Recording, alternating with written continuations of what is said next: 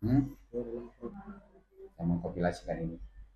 Berapa BPS? Ini dapat dari siapa yang itu? Murah.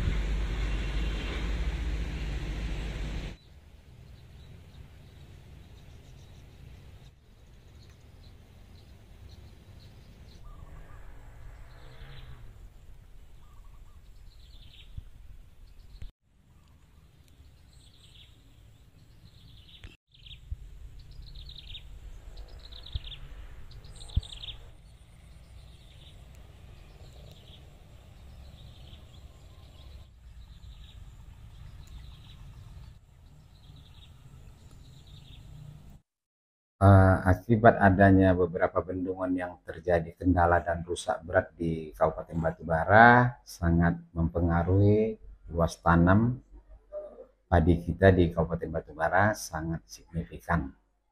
Dapat kita uraikan data bahwasanya seharusnya target di Kabupaten Batubara itu lebih kurang 1 tahun 28.000 sekian hektar, diakibatkan kerusakan beberapa bendungan yang terjadi sehingga kita hanya bisa mencapai luas tanam kita untuk tahun 2023 itu hanya mencapai 23.490,37 hektar, sedangkan untuk pertanaman tahun 2024 yaitu 22.730,90 hektar.